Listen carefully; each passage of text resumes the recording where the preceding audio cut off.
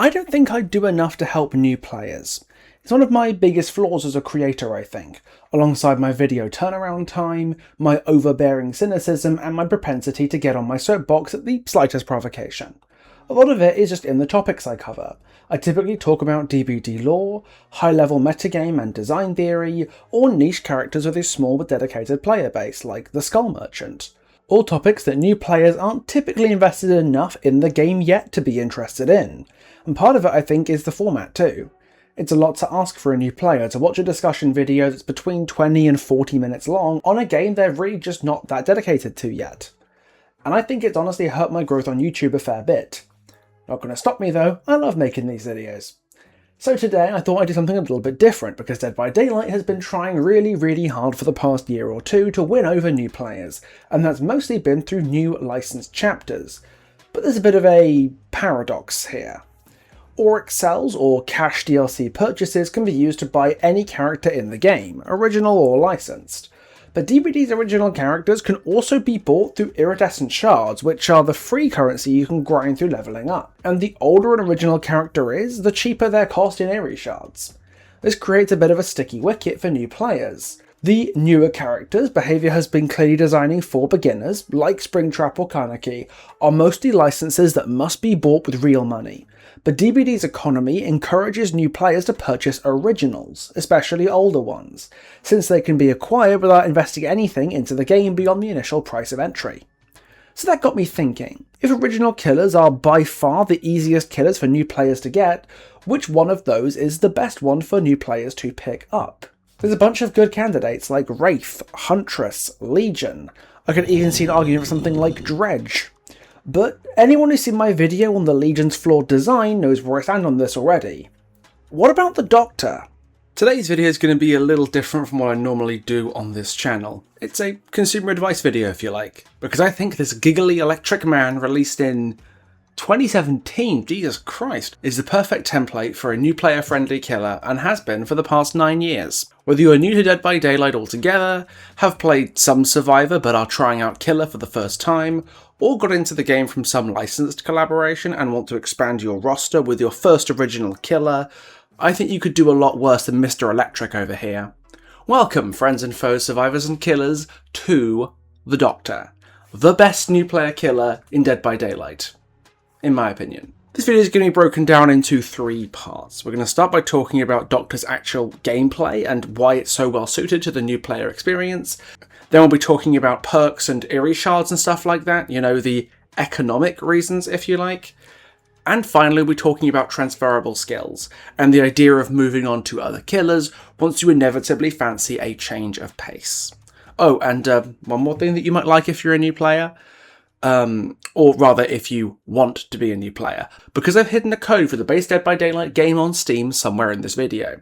First person to catch the code gets a copy of DBD on the house, courtesy of Behaviour themselves. Being an iridescent team member of the creative program has its privileges, I guess. So, let's start with the nitty-gritty, actively loading into a match of Dead by Daylight and playing the Doctor. Doctor's power has a bit of a reputation for being wordy as fuck, with a million bells and whistles. In modern Dead by Daylight, that's not so unusual, but back in the day when DBD's new killer powers looked like this, Doctor's power looks wordier than my Skull Merchant guides. I think all this verbose bulk is kind of deceptive.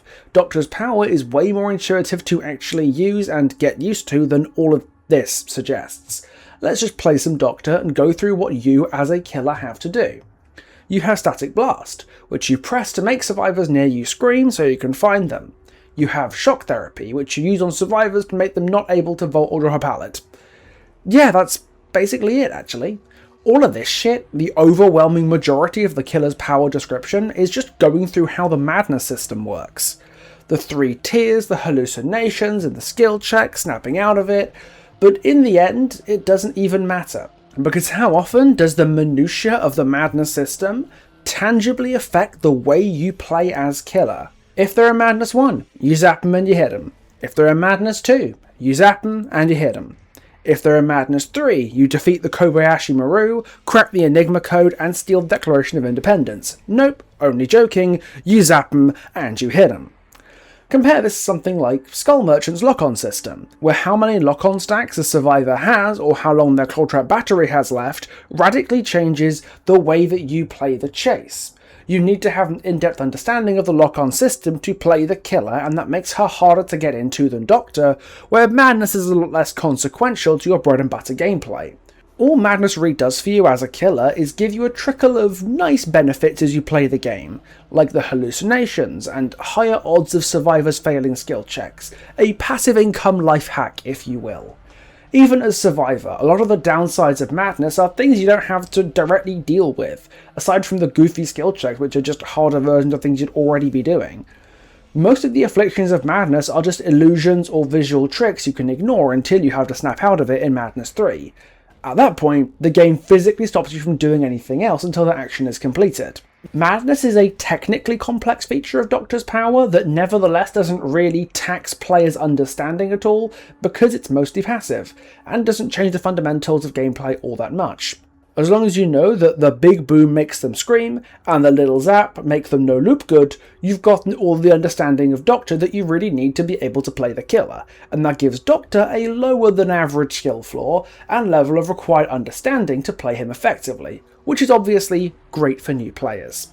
You don't want Johnny New Player coming over from Fortnite and for his first killer to be, say, Vecna, who has 4 different spells that all do different things in different contexts, and all have punishingly long cooldowns if you use them wrong, along with a magic item system to worry about. It's just a lot to understand, and to have to learn, that Doctor mostly doesn't have to worry about. But Doctor is very, very far from the only killer to have a skill flaw on the more forgiving end. Many of DBD's earliest killers, like Wraith and Huntress, were designed to be easy to pick up and play, because the game was new enough that everyone was picking up and playing things for the first time, and we've seen a resurgence of powers designed like Doctor's in recent years too, where heavy technical work is put into powers that are deceptively easy to execute, like Kaneki or Springtrap. If you want to give a new player a killer with a low skill floor and a simple power, Doctor might not be your first choice. Wraith and Legion are about as simple as killers can get, so you might think they'd be better. But Doctor does something that those killers don't do in my opinion. He gets you into good habits. Let's compare how Legion tracks survivors to how Doctor does it to show you what I mean.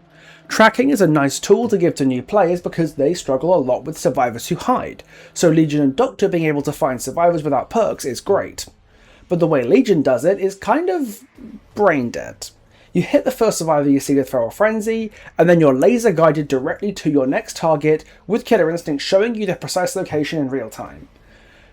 The only point in the match where Frenzy's information isn't completely reliable is when you can't use anyone to find your power on, which is kind of the time that you want a tracking tool to help you out. Static Blast, on the other hand, is great when you can't find anyone, as long as you have a general idea that someone might be hiding around here. Static Blast can ping their location to you, so you can get into your next chase. It encourages you to think a little bit about the survivor's rough positioning, and just gives you a helping hand if you need it. Even if you get the call wrong and Static Blast hits nothing, you still learn something from pressing the button because you know the survivors are far away from you, which lets you narrow it down and find somebody that way. One thing I also appreciate is that the information from Static Blast isn't constant. If someone screams at the edge of your terror radius and you move over to find them, they could have moved or hidden since you popped the blast, and this encourages the killer to think a little bit so they can track the survivor's final location. Are there scratch marks around here that show a survivor ran away after they screamed? If there aren't any scratch marks, maybe I should be checking lockers or finding corners they might be hiding behind. Is there a crow flying up in the distance giving away a moving survivor? Legion's Frenzy constantly pinging the survivor's location might be a more idiot-proof way of finding your next target, but Static Blast encourages the killer to think a bit more, both about when and where to use it, and what to do once you have used it. And that's the key to making a power element that helps the player get better at Dead by Daylight. At the end of the day, that's what we want our new players to do. Learn and get better. And the same goes for Doctor's chase power.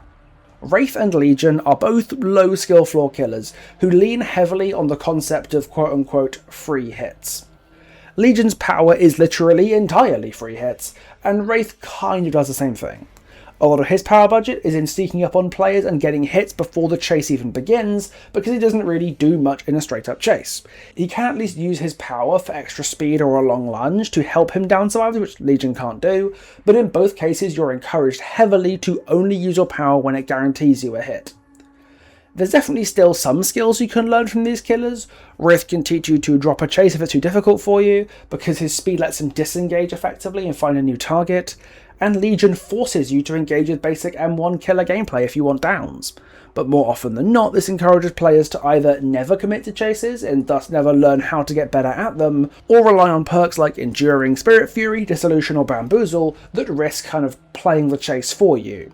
Doctor doesn't work like this, because he has a reliable chase power. He's encouraged to take potentially difficult chases, and can still end them quickly if he uses his power with skill. Because survivors tend to pre-drop against him, he doesn't really use End Fury very well, and he already has tools that prevent survivors from vaulting or dropping pallets, so he doesn't rely on Bamboozle, Blood Favor or Dissolution either, although he can use them. To get good results from Doctor in a chase, you have to be both effective at normal M1 killer stuff like red light mind games and what have you, but you also need to be able to read survivor movements and call 50-50s, know when they're going to try and vault, and zap them before they can. Doctor encourages you to interact with the fundamentals of the chase, both as an M1 killer doing M1 killer activities, and as a killer with a chase power able to down survivors quickly when played well. And this means that Doctor has a very tangible skill curve. Getting into him is relatively easy, but the better you get at killer in general, the more value you'll be able to squeeze out of every aspect of Doctor's power, and this makes getting good with him very satisfying. The difference between a good Legion and a bad Legion is entirely measured in M1 killer gameplay, and chase perks can be a crutch that mean that not even that's necessary. But Doctor expresses skill in several different ways, which means that a good Doctor can terrorise a lobby even while his power is still accessible enough to get you started on that journey to becoming good. Before I move on to talking about the DBD economy, yep, I still hate that word in this context, but it's the best one I've got, I do want to talk briefly about Doctor's visual design and identity and how that ties back into his power, because that's another thing I think might help him gel with new players, because they're the ones most likely to pick up a killer based on their vibes, and Doctor's vibes are absolutely immaculate. If you look at Dead by Daylight's official YouTube channel, the trailer for the Doctor's chapter Spark of Madness is one of the most watched trailers for any original chapter ever, behind only Cursed Legacy and All Kill. This is also discounting the chapter spotlights, which were less like trailers and more like summaries of everything in the chapter, and they had this really cool gravelly voiceover. Who else remembers this guy? The Deathslinger comes with 3 new perks. Gearhead. Years of toiling in his workshop tuned the Deathslinger's senses to the sound of clanging metal. I hope he's doing well for himself, whoever and wherever he is. Part of it is just how old this video is. It's had almost 9 years to accumulate views, but a bigger part of the reason why this video is so popular is because Doctor's visual design was, at least for its time, DBD's most horrifying killer, hands down. The Doctor is explicit, visually disturbing body horror, just human enough to be recognisably still a person under that mutilation. Somewhere I feel that Hag's design kind of failed, and it conjures the image of a character whose compulsion to hurt people is reflected by the damage done to his own body. The Doctor just has an aura about him of cruelty, sadism, domination, and malign intelligence. The survivors to him are test subjects to be experimented on or tormented at his pleasure, and that feeling translates amazingly into his gameplay. His constant giggling, the survivors screaming all the time, how he gleefully pats his stick whenever he hits somebody, as well as the power's function of directly removing control from the survivors, it all builds on this identity of a controlling sadistic figure, which is exactly the fantasy that playing killer in this game should offer. For new players more than anybody else, DBD is a horror game, and killer should feel powerful, cruel, and intimidating, and Doctor is an amazing expression of that both through his power and his broader design. Every time you play a killer and use that power, you're kind of indulging in the roleplay, even if you don't want to. And Doctor has one of the most complete character to gameplay experiences of any original killer. Let's move on now and talk about the economy of Dead by Daylight. And when I say that, I mean like the broad process of deciding what you buy in terms of characters and perks, while you make those decisions and in what order. For veteran players, this is something that we almost do automatically. We have all the perks and characters we want, so we just get the new shit when it comes out. But for new players, what you get and when you get it is not so clear cut. With that in mind, I think Doctor is a pretty good investment for new players to pick up, giving you access to useful tools that will age well as you get more characters and perks for a relatively low cost, one that you might even have already paid. Did you realise that Dead by Daylight on Steam is cheaper than it is on console? Don't know what this is in yeehaw bucks, but here in Britain land, DBD on Steam is £17 and comes with 5 killers: Trapper, Hillbilly, Wraith, Huntress and Nurse, and 7 survivors: Dwight, Meg, Jake, Claudette, Bill, Nia and David. On the PlayStation Store, the game is £25 but comes instead with 7 killers and 9 survivors, all of the above, plus the killer and survivor pairs for the Of Flesh and Mud and Spark of Madness chapters. So if you're a new player who bought DBD on console, then yippee, you already have the Doctor. He was bundled in with your purchase of the game. If you didn't and don't have the killer, then you can buy him along with any other originals in several different ways. You can buy bundles of original older killers and survivors in chapter packs. Doctor's, I believe, is called Maddening Darkness. And you can also buy these characters individually in-game using auric cells or iridescent shards. One thing a lot of people don't appreciate is that older original content gets sold at a discount these days. Any original content that's in a chapter pack, that's everything from Tools of Torment or earlier, is sold at half the normal price in the DBD store. That's 250 auric cells instead of 500, or 4,500 shards rather than 9,000. But anything from the Maddening Darkness pack, that's Spirit or earlier, gets discounted a further half price, for a full 75% off. 125 auric cells or 2,250 Aries. That's also why the Maddening Darkness chapter pack is half the price of the other chapter packs. And that means Doctor, alongside Clown, Spirit and Hag, is one of the easiest DLC killers in the entire game to get, which is obviously great for new players since it's fairly easy to grind those 2,250 iridescent shards or spend the £1.25 worth of auric cells to pick him up. Alongside the killer himself, you get access to Doctor's teachable perks: Overcharge, Monitoring Abuse and Overwhelming Presence. And for a set of 3 perks, these aren't too bad at all. None of them are what you'd call meta perks. If you're looking to buy an original killer for the teachable perks alone, then Artist, Clown, Hag and maybe Deathslinger are probably the ones you want. But when you're a new player, these perks all serve a function, and there's certainly no major duds like a lot of killers have. We're not dealing with undone levels of garbage or anything. Monitoring Abuse used to be the perk that you got Doctor for. It makes our terror radius smaller outside of chase, and bigger in chase, which went really nicely on killers who already had small terror radiuses, like stealth killers. It's not quite as good at that job as it used to be, with the switch to reducing your terror radius by a percentage rather than a flat value, but it can still definitely do the job, and I run the perk on the 24 meter terror radius Skull Merchant to this day.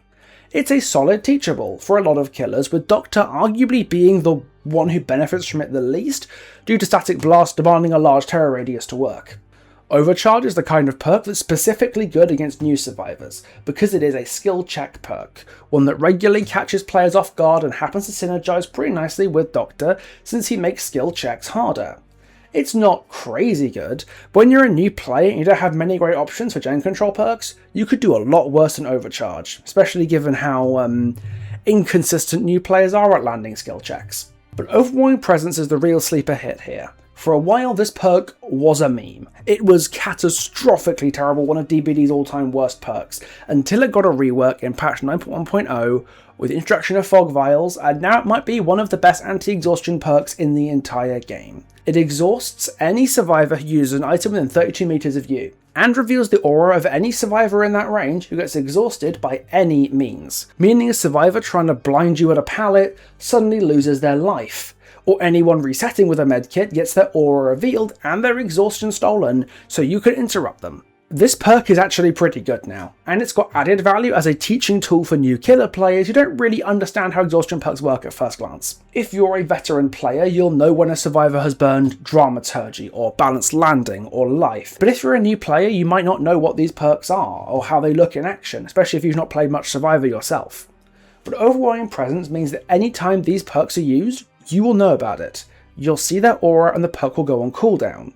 And that means you can start to look for the visual tells for these perks, to the point that you won't even need Overwhelming Presence to help you track them anymore. Someone vaults a high up window and gets exhausted when they land. That's Balanced Landing. Someone vaults a high up window and is exhausted before they land. That's Life. Someone gets seemingly random endurance and takes a hit while injured. That's Dead Hard.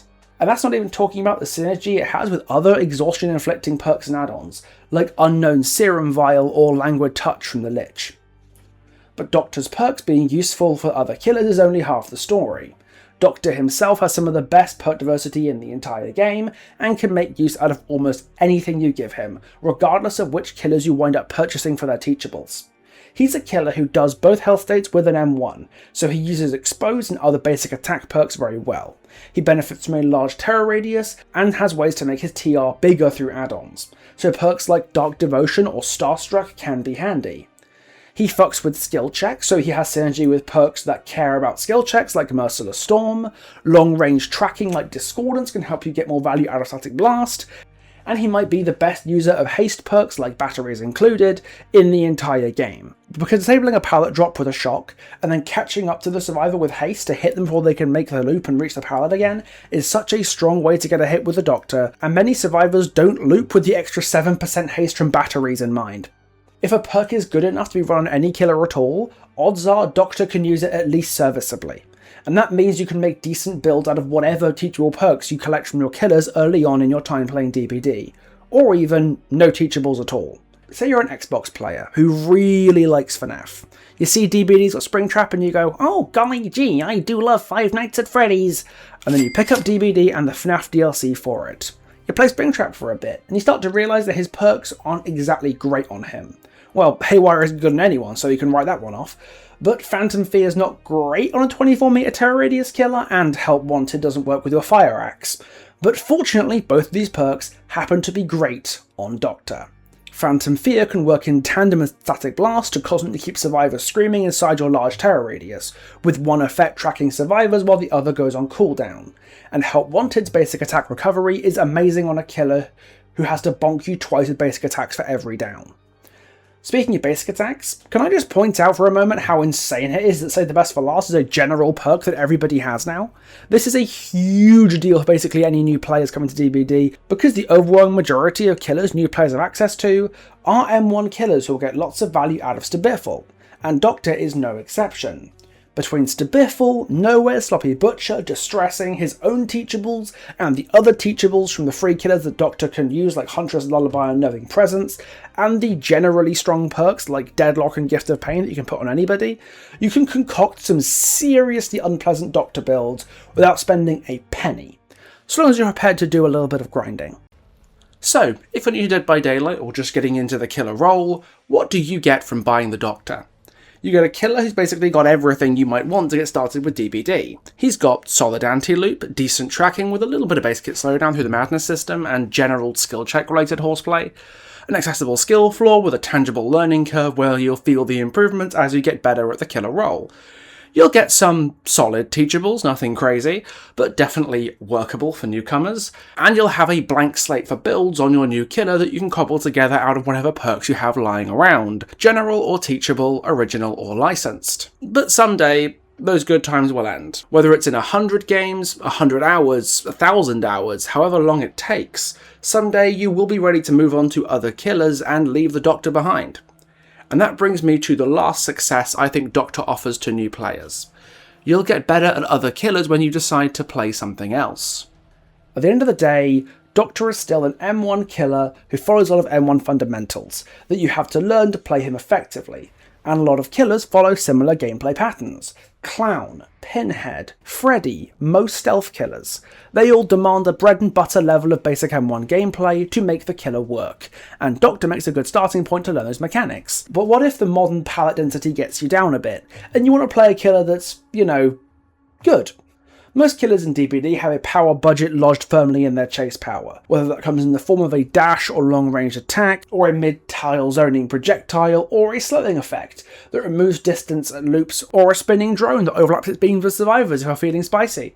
And for the most part, using these powers correctly requires you to be able to read survivors' actions in chase. For example, if you're playing Pyramid Head, you need to be able to guess whether a survivor is going to vault a window, meaning you can place your blade on the ground and hit them in the vault, or if they're going to commit to holding W instead, meaning that you lose distance by putting your blade on the ground, and should just hold W to catch up with them. Knowing whether a survivor is going to fake or vault is a skill you're taught by learning Doctor and reading player actions so you can use shock therapy correctly. He lays this whole mind game bare on a fundamental level. They're the same 50-50s you do when you're using Blight's Lethal Rush, preparing Henry's Vine Boom, or winding up a Springtrap Fire Axe. Doctor combines elements of M1 killer gameplay with the 50-50s of zoning and ranged killers, and this means that almost no matter who you move on to, your experience with Doctor will help you. And I can say this from experience, because when I first started with this game, all the way back in 2018, Doctor was my main killer, and I still look back on him fondly even after almost a decade. So a little bit of Pixelbush lore here. I got into Dead by Daylight because of the Saw chapter in early 2018. I've been a Saw fanboy since forever, it feels like, but when I actually got into playing the game on a regular basis, I found myself rapidly falling in love with the Doctor. For much of this period, he was his old Doctor self with his static field. If the terms punishment and treatment mode are familiar to you, I hope your back feels okay. Towards the end of 2018, I took a hiatus from DBD, came back in 2019 to pick up The Plague, and then again in 2020 in the mid-chapter for Silent Hill. And I've been through phases of quite a few killers in that time as I relearned Dead by Daylight, and then made content about it for half a decade. I was a Plague main for a while, and then Twins, and most recently Skull Merchant. I think my history playing Doctor set me up nicely for all these killers. Back in the early days of Plague, she was a bit more reliant on standard M1 killer gameplay since Corrupt Purge was less available, and my Doctor experience made that, and survivor tracking through infection, feel fairly intuitive. Twins are a killer who've always benefited from individually preventing survivors' progress through incapacitation, in a similar way to how you might learn to drop survivors in Madness 3 with Doctor to keep them from doing gens. And Skull Merchant has loads in common with Doctor. Long-range tracking, manipulating your terror radius, controlling tiles through debilitating short-range effects, and keeping track of individual survivors' progression through a unique status effect. Bear in mind that back in the day, I didn't watch streamers to get me used to the game. I taught myself, because the resources didn't really exist in the density or depth that they do now. Learning to play with the Doctor was such a game changer for little baby Pixelbush back in the day, and in a modern DBD where the new player experience is such a talking point, I think he might be able to help a new generation of new players get to grips with this weird, difficult, and beautiful game we all know and love. So, what's today's lesson? If you're a newcomer to the killer role, I thoroughly recommend picking the Doctor up if you haven't already. Try his perks, try everyone else's perks on him, and see if that butters your crumpets. If you know someone who's getting into Dead by Daylight and wants to find a killer to get started with, show them this video, push them in the Doctor's direction and see if they click with him. And if you're not a new player but this video makes you want to be, then remember, I hid a code for the base DBD game on Steam somewhere in this video, so get sleuthing. If you find it, leave a comment or drop me a message on Discord or whatever, and I'll pin a comment telling everybody it's been found. I hope this video has been of some help to you, and I guess I'll see you in the next one. Ta-ta for now.